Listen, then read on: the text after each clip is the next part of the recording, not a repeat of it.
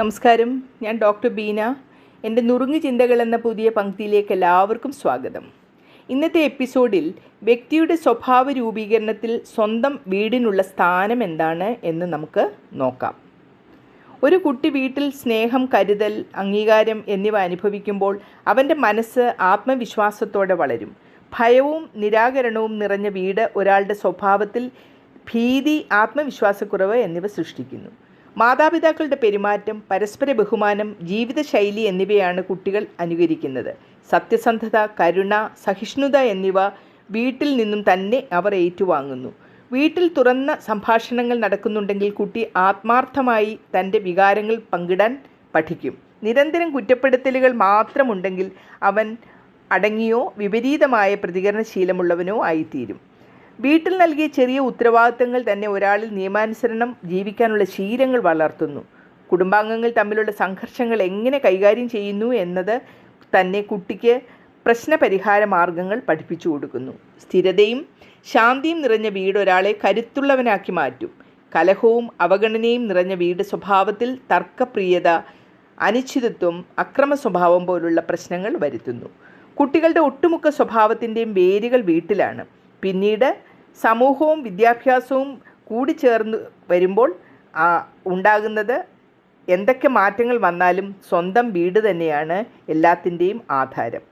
കുട്ടിക്കാലം, കൗമാരം, യുവാവസ്ഥ എന്നിങ്ങനെ ഘട്ടങ്ങളിലായി വീടിൻ്റെ സ്വാധീനം എങ്ങനെ മാറുന്നു എന്നുള്ളത് നമുക്ക് ശ്രദ്ധിക്കാം. വീട്ടിൽ കേൾക്കുന്ന ഭാഷ, പെരുമാറ്റം, മാതൃകകൾ ഇവയാണ് ഒരു കൊച്ചുകുട്ടി ആദ്യമായി സ്വീകരിക്കുന്നത്.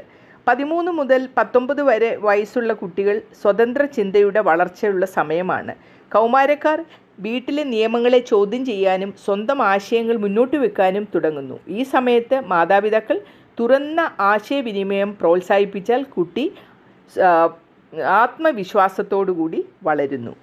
20 മുതൽ 30 വയസ്സ് വരെ വീട്ടിൽ വളർത്തിയ ഉത്തരവാദിത്വം, ആത്മസംയമനം എന്നിവ ഒരു യുവാവിനെ ജീവിതത്തിലെ തീരുമാനങ്ങൾ വാർത്തെടുക്കാൻ സഹായിക്കുന്നു. മാതാപിതാക്കളുടെ പരസ്പര ബന്ധം കണ്ടാണ് യുവാവ് സ്വന്തം സൗഹൃദങ്ങളും വിവാഹ ബന്ധങ്ങളും രൂപപ്പെടുന്നത്. വീട്ടിലെ മൂല്യങ്ങൾ, കരുണ, മതവിശ്വാസം, ശാന്തി, ആത്മീയത ഇവയെല്ലാം യുവാവിൻ്റെ ലോകദർശനത്തെ തന്നെ മാറ്റിമറിക്കുന്നു. വീടിൻ്റെ പോസിറ്റീവ് സ്വാധീനവും നെഗറ്റീവ് സ്വാധീനവും എന്തെന്ന് നോക്കാം. സ്നേഹവും കരുണയും കരുതലും ലഭിക്കുന്ന കുട്ടി ആത്മവിശ്വാസം ഉള്ളവനായി വളരുന്നു എന്ന് പറഞ്ഞുവല്ലോ. മാതാപിതാക്കളുടെ നല്ല മാതൃക കണ്ടു വളരുന്നവർ സത്യസന്ധത, ഉത്തരവാദിത്വം, സഹനശീലം എന്നിവ ഉള്ളവരായിട്ട് തീരുന്നു. എന്നാൽ ജീവിതത്തിലെ വെല്ലുവിളികളെ അവർ സമാധാനത്തോടെ നേരിടാൻ പഠിക്കുകയും ചെയ്യുന്നു. തിരിച്ച് വീടിൻ്റെ നെഗറ്റീവ് സ്വാധീനമാണ് അവരെ സ്വാധീനിച്ചത് എന്നുണ്ടെങ്കിൽ അവർക്ക് ഇതിനൊന്നുമുള്ള ശേഷി ഇല്ലാതാകും. അവർ ആത്മവിശ്വാസക്കുറവുള്ളവരായും ക്രോധ സ്വഭാവമുള്ളവരായും മാറുന്നു. സ്ഥിരമായ കുറ്റപ്പെടുത്തലുകൾ ഒരാളെ അടങ്ങിയിരിക്കുന്നവനാക്കുന്നുവെങ്കിലും പ്രതികാര സ്വഭാവിയും ആക്കി മാറ്റുന്നു.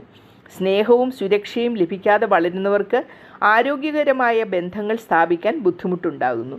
കുടുംബത്തിൽ മൂല്യങ്ങൾ പാലിക്കാതെ പോകുന്നുണ്ടെങ്കിൽ കുട്ടിയും പിന്നീട് ജീവിതത്തിൽ ലക്ഷ്യരഹിതനും അച്ചടക്കമില്ലാത്തവനുമായി മാറും. അതായത് വീട് സ്വഭാവ രൂപീകരണത്തിൻ്റെ ആദ്യ ശില്പശാലയാണ്. വീടിൻ്റെ അന്തരീക്ഷം പോസിറ്റീവ് ആണെങ്കിൽ വ്യക്തി വളർച്ചയും പുരോഗതിയും ഉറപ്പാക്കും. നെഗറ്റീവ് ആണെങ്കിലോ ജീവിതത്തിൽ പല തടസ്സങ്ങളും സംഘർഷങ്ങളും അവന് വന്നു ചേരുന്നു. ഇനി പുതിയൊരു വിഷയവുമായി അടുത്ത എപ്പിസോഡിൽ കാണാം. നന്ദി, നമസ്കാരം.